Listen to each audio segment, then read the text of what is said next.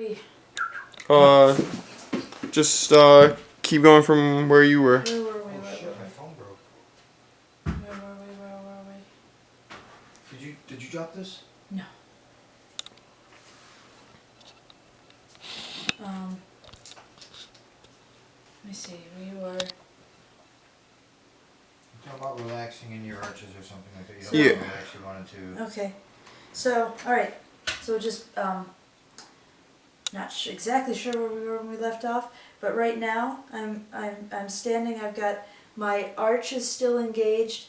I've maintained the position of my ankle, and I have relaxed these muscles so that my toes can come down and touch. And you're really going to be surprised, any of you with flat feet out there. I used to have very flat feet.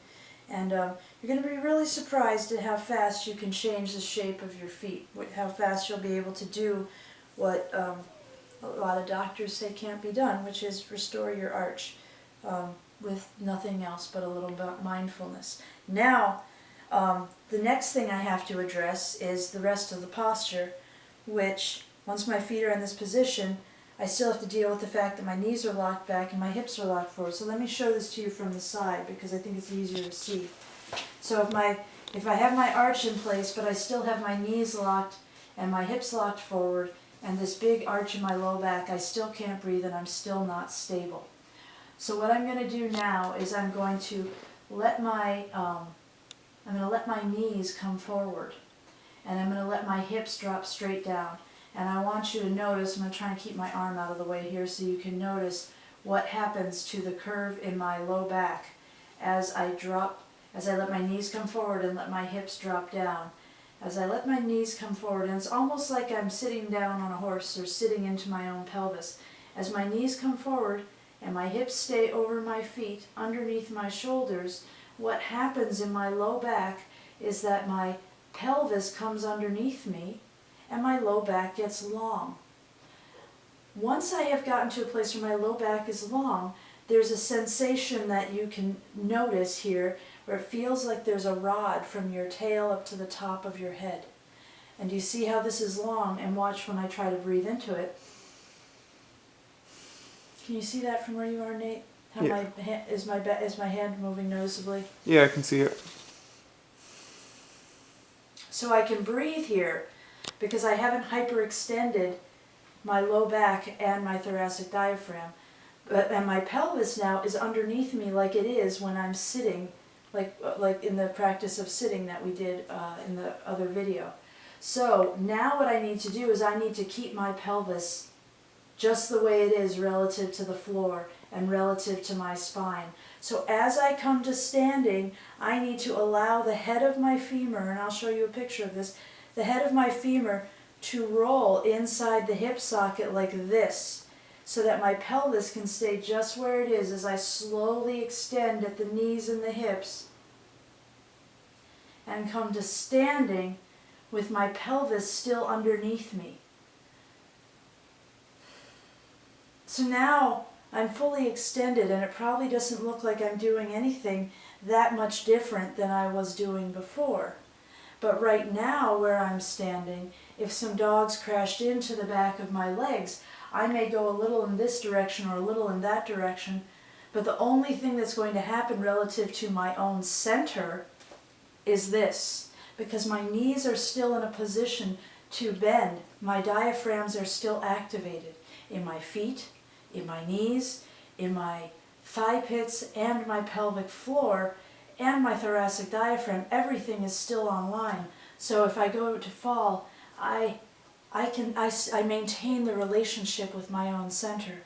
And even if my sister were to come up behind me and push my knees forward like she did so many times as a child, if I'm standing like this, not looking very fancy, I still have the option of, because I still have that much mobility. I have a center from which to move, right? So the implications for jiu-jitsu are far-reaching in this, because you always want to be able to move relative to your own center. You want that to be your reference point, not somebody else's center, not the center of the earth. You want your own center to be your reference point. Is there anything else I need to say here? Oh, and let's look at how this changes the possibilities of walking from sequential falling to something different. Oh, and let me point out too, when I'm coming up to standing with my pelvis underneath me, that's not tucking my tailbone. I'm not tucking my, that's really uncomfortable to tuck my tailbone. Don't do that. Your tailbone hangs down long and the low back stays long. And there you maintain a little bend here. A little bend here so that you're ready. Now, when I want to walk, if I'm starting from this position, I now have the option of, if I bend my knee now, I will easily spiral into this foot. So now my weight is in this foot. I can pick up this foot. I can place it down. Once it's touched the ground, I can translate my center over the other foot. And now I can pick up this foot. And I can put it down. And translate my weight. So there's no point at which I am falling. Every time you swing your leg and fall, you're out of control of your body till the foot hits the floor. This is why, this is what sweeps are based off of.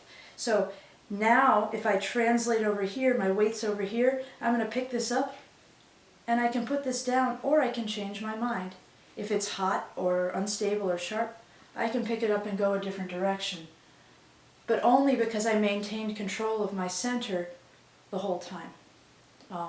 So is there anything else you need to know for right now? I think that will do it. I just want you to notice, if you try this, you may find that when you come up to standing, you're so used to having this kyphotic posture that when you try to stand up, it's going to throw this curve into your low back.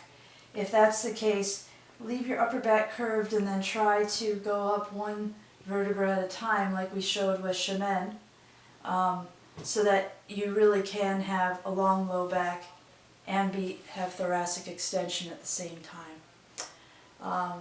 Cool. All right, we'll see you guys next week, and try to watch these videos a couple times, because we'd like to leave you with a lot of information. But have a great weekend. Bye-bye.